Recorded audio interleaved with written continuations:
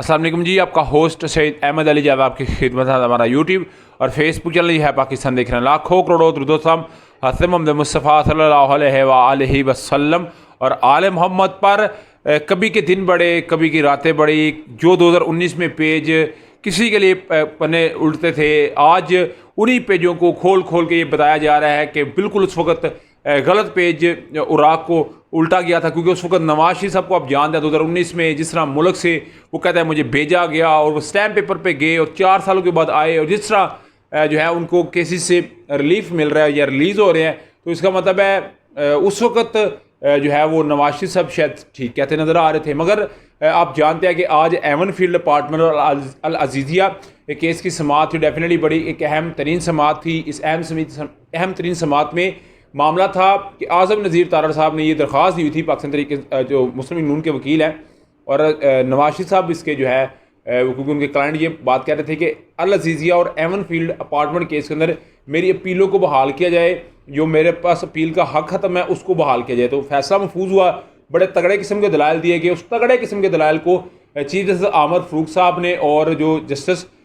गुल हसन औरंगज़ेब है उन्होंने इसको सुनने के बाद फैसला महफूज किया। मैंने आपके साथ वो विला किया, और जैसे ही फैसला महफूज हुआ तो ये फैसला लंबा महफूज नहीं था हुआ, क्योंकि ये नवाज शरीफ का फैसला था, इमरान खान का फैसला नहीं था। तो कुछ ही वक्त के बाद फैसला आया और इस फैसले में उनकी अपीलों को बहाल कर दिया गया।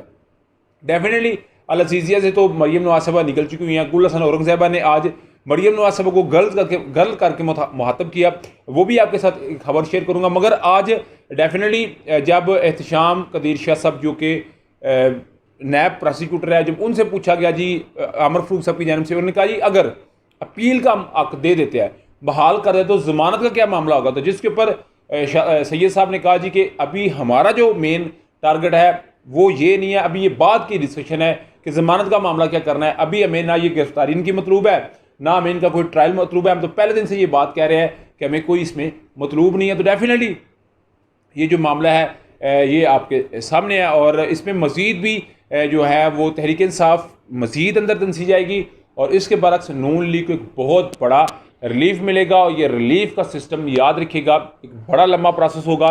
इस बड़े लंबे प्रोसेस के अंदर डेफिनेटली जो है वो एक जो है वो तहरीक इंसाफ के लिए जो है वो मामला मुझे लग रहा है कि जो है वो ख़राबी की तरफ जाएंगे, और नून लीग के लिए जो है वो बहुत सारे रास्ते जो है वो हमवार होंगे। नवाज शरीफ साहब से पूछा गया कि बताएं जी आप इंतखाबात का मुतालबा क्यों नहीं करते। तो आप जानते हैं नवाज शरीफ साहब ने 21 अक्टूबर को भी इंतखाबात का मुतालबा नहीं था करवाया, क्योंकि उन्होंने कहा जी जब इलेक्शन कमीशन कहेगा तो हम इंतखाबात कर लेंगे। तो उन्होंने ये बात ना की। तो आज भी उन्होंने पूछा सहाफ़ियों ने कि आपने क्यों नहीं इलेक्शन का मुतालबा करते। तो डेफिनेटली उन्होंने कहा जी पहले तो हम इन केसेस से निकलेंगे तो फिर ही बात करेंगे। और उसके अलावा इसहाक डार साहब ये बात कह चुके हुए हैं, मैंने सुबह के व्लॉग में बता दिया था कि पीपल्स पार्टी के साथ हमारा अलायंस होगा, पीपल्स पार्टी के साथ हमारे खुशगवार तल्लुकात को मज़ीद बेहतर करेंगे। अन करीब नवाज शरीफ और जो है वो ज़रदारी साहब की मुलाकात होगी। उस मुलाकात के बाद सिचुएशन जो है वो बदलती हुई नज़र आएगी। तो ये तो था मुस्लिम लीग नून का, मैंने कोई कट एंड रेज़ आपको दिया, और मुस्लिम लीग नून समझते हैं कि हम बहुत बड़ा हमारे साथ जुल्म किया गया।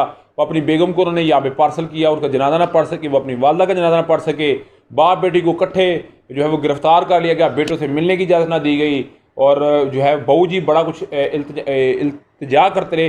उन्होंने 21 अक्टूबर ग्रेटर इकबाल पार्क में सारी चीज़ों को जो है वो रोज़ रोशन की तरह अयां किया था। मगर तहरीक इंसाफ के इसके बरक्स डॉक्टर यास्मीन राशिद और उमर सरफराज चीमा साहब पहुँचे। तो डॉक्टर यास्मीन राशिद साहबा ने कहा कि मैं तो कहती हूँ कि नवाज शरीफ साहब मेरा मुकाबला करें तो मज़ा आ जाएगा, मेरे हल्के से आगे मुकाबला करें। तो डेफिनेटली उन्होंने किधर करना है। मगर जी 14 रोज़ा का जिस्मानी रिमांड मंजूर कर लिया गया है हतीजा शाह डॉक्टर आसमी राशिद साहबा का, उधर उमर सरफराज चीमा और उनकी बेगम आलिया का, और डेफिनेटली 9 नवंबर को पेश करने का उन्हें हुक्म दिया गया है कि उन्हें पेश आपने करना है। तो हतीजा शाह की 2 मुकदमात में लाहौर हाई कोर्ट ने ज़मानत जो है उनको दी है 5-5 लाख मुचलकों की वजह, एक अस्करी टावर दूसरा जनाब उसके मामले के अंदर। तो ये जो विदा का व्लॉग तब तक की अपडेट थी। व्लॉग की वीडियो पसंद आए तो फिर चैनल को लाइक सब्सक्राइब अपने दोस्तों शेयर कर लीजिएगा। नेक्स्ट वीडियो के लिए होस्ट को इजाज़त दी। अल्लाह ताला का हमें अस्सलाम वालेकुम।